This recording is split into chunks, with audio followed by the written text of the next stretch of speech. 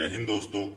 आप लोग जानते हैं कि हमारे देश में की बार लौड़ा की सरकार है और इस सरकार का ये दावा है किसानों के लिए जितना एनडीए शासन में पिछले 6 वर्षों में किया गया है उतना पहले कभी नहीं किया गया। 2014 से 2020 तक के इनके 6 साल के शासनकाल में किसानों के लिए जितना किया गया है उतना पहले कभी नहीं किया गया। ये दावा मोदी जी कर रहे हैं, जबकि सच्चाई यह है कि मोदी सरकार ने किसानों को जितना ठगने और चूतियां बनाने का काम किया है उतना आज तक किसी दूसरे सरकार ने नहीं किया है। इन्होंने किसानों को ठगने और चूतियां बनाने के लिए अलग अलग योजनाओं की शुरुआत की। हमारी सरकार ने प्रधानमंत्री फसल बीमा योजना शुरू की। प्रधानमंत्री फसल बीमा योजना यानी पीएम क्रॉप इंश्योरेंस स्कीम। इस योजना में यह कहा गया कि अगर कोई भी किसान अपने फसल के बोने के 10 दिन के अंदर अगर अपने फसल का बीमा करवा लेता है तो फसल बोने से लेकर कटने तक अगर किसी भी प्रकार की प्राकृतिक आपदा की वजह से उसका फसल बर्बाद हो जाता है, जैसे कि बाढ़ या फिर सूखा की वजह से, तो ऐसी स्थिति में सरकार उसको इस योजना के जरिए फसल का पूरा दाम दे देगी। लेकिन इस योजना का किसानों को कितना फायदा हुआ ये आप किसानों से ही सुन लीजिए। तो मैं खुद ही सिस्टम के खिलाफ हूँ। मैं खुद ही मोदी जी से कहना चाहता हूँ, सर हकीकत कह रहा हूँ, बीमा हमारी जेब का जाता है और जब मिलने की नौबत आती तो 100 रुपए, 10 रुपए, 20 रुपए, 50 रुपए मिल रहा है। ये हमारे साथ मजाक हो रहा है। अभी हमने सूचियों में देखा, परेशान है हम सीहोर जिले में तमाम किसान। 5 साल हो गई सोयाबीन की फसल पिटते पिटते। मैं दिल की बात कह दूं, मैं सच्चाई बात बता दूं, लेकिन बीमा कहीं नहीं मिला और जबरदस्ती बीमा। यदि हमारा बीमा दे नहीं सकते तो काटो भी क्यों। किसानों से फसल बीमा यानी क्रॉप इंश्योरेंस के नाम पे इंश्योरेंस का प्रीमियम तो ले लिया जा रहा है, लेकिन फसल बर्बाद होने के बाद उसको उसके इंश्योरेंस का क्लेम नहीं मिल रहा है। जबकि मोदी जी ने इस योजना को शुरू करते वक्त ये दावा किया था, किसान बीमा लेगा तो जितने का बीमा लेगा, अगर नुकसान हुआ तो पूरे का पूरा दाम उसको मिल जाएगा। मोदी जी बोल रहे हैं जो किसान फसल का बीमा कराएगा फसल बर्बाद होने के बाद उसको पूरे का पूरा दाम मिल जाएगा। और किसान बोल रहे हैं कि हमने फसल का बीमा करवाया लेकिन बीमा का पैसा नहीं मिल रहा है। तो अब अगर आप ये सोच रहे हैं कि इस बीमा योजना के जरिए किसको फायदा पहुंच रहा है तो आप इस रिपोर्ट को देखिए, आपको सब समझ में आ जाएगा। हम आपको बताना चाहेंगे कि प्रधानमंत्री बीमा योजना में अब तक जनता का या किसानों को करीब 66,000 करोड़ रुपए लग चुका है। यही नहीं, रिलायंस बीमा को 173 करोड़ प्रति जिला मिला। और क्या आप जानते हैं कि फसल बर्बाद होने पर वापस किए गए सिर्फ 30 करोड़ रुपए, जिसका अर्थ यह हुआ कि अनिल अंबानी की कंपनी को सीधे 143 करोड़ रुपए का फायदा, वो भी प्रति जिला। अब तो आप लोग समझ गए होंगे कि किसानों के नाम पर चलाए जा रहे इस योजना का असल फायदा किसे मिल रहा है। लेकिन अब आप ये भी देख लीजिए कि इस योजना के जरिए हमारे देश के भोले भाले किसानों को किस तरीके से चूतिया बनाया जा रहा है। किसान ने फसल वही है सोयाबीन की, और बैंक वालों ने बीमा कर दिया उड़द का। यह भी हुआ है कि ताकि किसान इन्हीं सब में उलझा रहे और बीमा कंपनी को पैसे ना देने पड़े।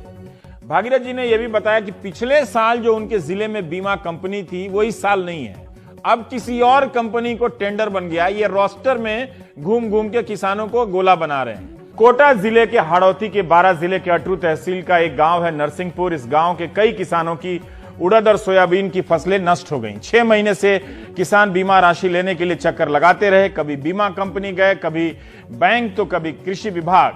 भागीरथ शर्मा ने कहा कि कृषि विभाग ने बीमा कंपनी को 3-3 बार चिट्ठियां भेजी कि इन किसानों की 100% फसल नष्ट हो गई है। सारी खबरें अखबार में भी छप रही थी, लेकिन इसके बाद भी बीमा का एक नया पैसा नहीं मिला। मोदी सरकार किसानों के फायदे के नाम पर योजना बनाती है, लेकिन असल में वो योजना किसानों को लूटने के लिए होता है।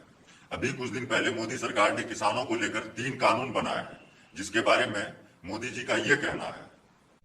साथियों, देश के किसानों के कल्याण की दिशा में, कृषि सुधारों की दिशा में ऐतिहासिक कृषि सुधार विधेयक पारित किए गए हैं। मोदी जी बोल रहे हैं कि हमने किसानों के फायदे के लिए 3 ऐसा कानून बनाया है जिससे किसानों का कल्याण हो जाएगा, और पूरे देश के किसान इस कल्याणकारी कानून के खिलाफ सड़कों पे उतर आए हैं। सियासत थम रही है और न ही किसानों का विरोध।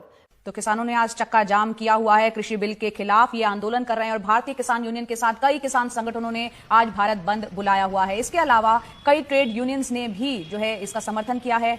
आपको बता दें कि कृषि बिल के खिलाफ 100 से ज्यादा किसान संगठन इस वक्त विरोध प्रदर्शन कर रहे हैं। साथ ही उन्होंने जिलों में, गांव में, हाईवे पर जगह जगह चक्का जाम किया हुआ है। किसान बिल का सबसे ज्यादा विरोध पंजाब, हरियाणा में देखने को मिल रहा है। बड़ी संख्या में किसान सड़कों पर उतरे हैं। अमृतसर में तो पिछले 2 हफ्ते से किसान जेल भरो प्रदर्शन कर रहे हैं। तो ये किसान विरोध प्रदर्शन जो है सिर्फ पंजाब हरियाणा तक ही नहीं हो रहे हैं, कई दूसरे राज्यों के किसान भी नाराज हैं। उनका कहना है कि उन्हें इससे काफी नुकसान होगा, सरकार को इसे वापस ले लेना चाहिए। पूरे देश का किसान बोल रहा है कि इस कृषि बिल से उनका नुकसान होगा, लेकिन मोदी जी बोल रहे हैं ये विधेयक किसानों के लिए रक्षा कवच बन करके आए हैं। अब हम आपको बताते हैं कि ये 3 कानून जिसका पूरे देश का किसान विरोध कर रहे हैं, वो किसानों के लिए रक्षा कवच है या फिर किसानों के आस्तीन का सांप है। पहला कानून है एसेंशियल कमोडिटीज एक्ट 2020 यानी अनिवार्य वस्तु अधिनियम 2020। दोस्तों, हमारे देश में 1955 में एक कानून बना था एसेंशियल कमोडिटीज एक्ट 1995, जिसमें यह कहा गया था कि कोई भी व्यक्ति अनिवार्य चीज जैसे कि आलू, चावल, प्याज, अनाज, इन सब का जरूरत से ज्यादा स्टॉक नहीं रख सकता है, वरना इससे बाजार में काला बाजारी बढ़ेगा, ब्लैक मार्केटिंग बढ़ जाएगा। लेकिन सरकार ने इस कानून में बदलाव करके इसे नया नाम दिया है अनिवार्य वस्तु अधिनियम 2020 यानी एसेंशियल कमोडिटीज एक्ट 2020, जिसमें यह कहा गया है कि अब कोई भी व्यक्ति अनिवार्य चीजों का जितना चाहे उतना भंडार रख सकता है, यानी जितना चाहे आलू, चावल, प्याज का स्टॉक रख सकता है। और इसके पीछे सरकार यह तर्क दे रही है कि जब स्टॉक से पाबंदी खत्म हो जाएगा तो बड़े बड़े व्यापारी किसानों का ज्यादा से ज्यादा फसल खरीद कर अपने पास स्टॉक रख सकेंगे, जिससे किसानों को बेहतर दाम मिलेगा। लेकिन अब आप लोग इस कानून के असल खेल को समझिए कि किस तरीके से इस कानून के जरिए देश के किसानों के साथ देश के आम नागरिकों को भी लूटा जाएगा। आप इसको इस तरह समझिए कि जब हमको प्याज की जरूरत होती है तो हम पास के दुकान से या फिर किराने की दुकान से प्याज खरीदते हैं, और वो दुकानदार प्याज खरीदता है मंडी से, और मंडी वाले प्याज खरीदते हैं प्याज के बड़े व्यापारी या फिर स्टॉकिस्ट से। लेकिन जब स्टॉक से पाबंदी खत्म हो जाएगी तब बड़े बड़े व्यापारी जो है वो ज्यादा से ज्यादा प्याज का स्टॉक अपने पास रखेंगे और जब चाहे मार्केट में सप्लाई को कम कर देंगे। जब मार्केट में सप्लाई कम होगा तो प्याज की कमी होगी, और जब प्याज की कमी होगी तो मार्केट में प्याज का दाम बढ़ेगा, और जब प्याज का दाम बढ़ेगा तब फिर वही बड़े व्यापारी और स्टॉकिस्ट धीरे धीरे अपना भंडार खोलेंगे, और जब वो अपना भंडार खोलेंगे तो इससे नुकसान देश के आम नागरिकों को होगा और फायदा उन बड़े बड़े स्टॉकिस्ट को होगा। लेकिन सरकार ये कह रही है कि इस कानून के जरिए किसानों को फायदा होगा। अब बात करते हैं दूसरे वाले कानून के बारे में। इस कानून को मोदी सरकार ने नाम दिया है farmers empowerment and protection agreement on price assurance and farm services ordinance.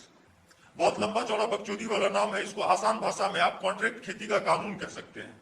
इस कानून को आप इस तरह समझिए कि हमारे देश में जितने भी फूड प्रोडक्ट बनाने वाली कंपनी है उसको किसानों की फसल की जरूरत पड़ती है। कोई कंपनी अगर चिप्स बना रहा है तो उसको आलू की जरूरत है, कोई कंपनी अगर बिस्किट बना रही है तो उसको गेहूं की जरूरत है। और इस कानून में यह कहा गया है कि अब वो कंपनी सीधे किसानों से फसल खरीद सकती है, जिससे कि बीच के बिचौलिए खत्म हो जाएंगे और किसानों को बेहतर दाम मिलेगा। लेकिन फसल खरीदने से पहले वो कंपनी किसानों के साथ रिटर्न एग्रीमेंट करेगी, और फसल बोने से पहले ही ये एग्रीमेंट में तय किया जाएगा कि वो किसान का फसल कितने में खरीदेगी। मान लिया जाए कि आज आलू का रेट 2 रुपया है, तो वो कंपनी किसान के साथ एग्रीमेंट करेगी कि आप आलू का खेती कीजिए, हम आपसे 2 रुपए में आलू खरीद लेंगे। और 4 महीने के बाद जब किसान का फसल तैयार होगा, मान लीजिए उस वक्त मार्केट में, ओपन मार्केट में आलू का रेट 10 रुपया है, तो भी किसान को उस कंपनी को 2 रुपए में ही आलू बेचना होगा, और वो कहीं और नहीं बेच सकती है क्योंकि वो कंपनी के साथ एग्रीमेंट कर चुकी है। इससे किसान अपने ही खेत में उस कंपनी का बंधुआ मजदूर बन जाएगा। और इसका दूसरा नुकसान किसानों को यह होगा कि वो बड़ी बड़ी कंपनियां ज्यादा से ज्यादा मुनाफा कमाने के लिए जीएम बीज यानी जेनेटिकल मॉडिफाइड बीज, खतरनाक केमिकल और कृषि के हानिकारक तरीकों को बढ़ावा देंगे, जिससे जमीन की बंजरता बढ़ेगी। और जब एग्रीमेंट खत्म हो जाएगा और वो कंपनी अपना मुनाफा लेकर चली जाएगी, उसके बाद किसानों के पास सिर्फ और सिर्फ बंजर जमीन रह जाएगा। अब बात करते हैं तीसरे वाले कानून के बारे में, जिसका मोदी जी ने नाम दिया है farmers produce trade and commerce promotion and facilitation ordinance 2020। कुल मिला के ये सरकारी मंडी को खत्म करने वाला कानून है। इस कानून में सरकार ने यह कहा है कि अब बड़े बड़े व्यापारी जो है वो प्राइवेट मंडी खड़ी कर सकेंगे, जिससे किसानों को ये होगा कि उनको आजादी मिलेगी। वो चाहे जहां अपना फसल बेच सकते हैं, चाहे सरकारी मंडी में बेचें, चाहे प्राइवेट मंडी में बेचें। लेकिन इसमें यह कहा गया है कि प्राइवेट मंडी जो होगा वहां किसानों को टैक्स नहीं लगेगा। अब सरकारी मंडी में जब किसान अपना फसल बेचने जाते हैं तो 4 से 5% उनको टैक्स लगता है और वो टैक्स सीधे सरकार के खजाने में जाता है। अब प्राइवेट मंडी में जब किसानों को टैक्स नहीं लगेगा तो वो अपना फसल प्राइवेट मंडी में बेचने जाएंगे और इससे होगा ये कि 4-5 साल के बाद या कुछ सालों के बाद सरकारी मंडी खत्म हो जाएगी। और जब सरकारी मंडी खत्म हो जाएगी तो किसानों को जो एक एमएसपी मिलता है, मिनिमम सपोर्ट प्राइस, यानी उससे कम में किसान अपना फसल नहीं बेचेगा। ये सरकार तय करती है कि ये एमएसपी है आलू का, अगर 5 रुपए एमएसपी है तो इससे कम में फसल नहीं बेचा जा सकता, वरना किसानों का नुकसान होगा। तो ये सिर्फ सरकारी मंडी देती है। जब सरकारी मंडी खत्म हो जाएगी तो किसानों को मिलने वाला एमएसपी खत्म हो जाएगा और प्राइवेट मंडी जितने में चाहेगी किसानों का फसल खरीदेगी और इससे किसानों का शोषण होगा। किसान यही कह रहे हैं कि भैया आप प्राइवेट मंडी खोलिए, हमको कोई दिक्कत नहीं है। अंबानी जी, अडानी जी, जिसको चाहे आप प्राइवेट मंडी खोलने की इजाजत दे दीजिए, लेकिन आप एक कानून बना दीजिए कि जिस एमएसपी पे सरकारी मंडी में खरीद होता है आप उसको लीगल राइट बना दीजिए कि प्राइवेट मंडी भी एमएसपी से कम दाम में मेरा फसल नहीं खरीदेगी। सारा विरोध खत्म हो जाएगा। लेकिन सरकार एमएसपी को लीगल राइट नहीं बना रही है। किसानों का यह कहना है कि भैया जो 4-5% टैक्स सरकारी मंडी में लगता है वो प्राइवेट मंडी में भी लगना चाहिए।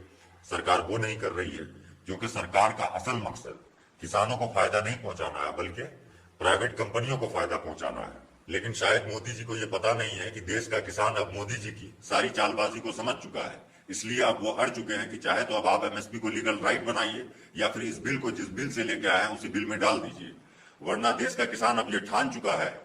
ये बॉर्डर कब तक बंद रखेंगे? देश का किसान हिसाब लेगा। तो दोस्तों आज के लिए बस इतना ही। आज के वीडियो को यहीं पे खत्म करते हैं और मिलते हैं अगले वीडियो में अगले मुद्दे के साथ। तब तक के लिए जय हिंद। अच्छे दिन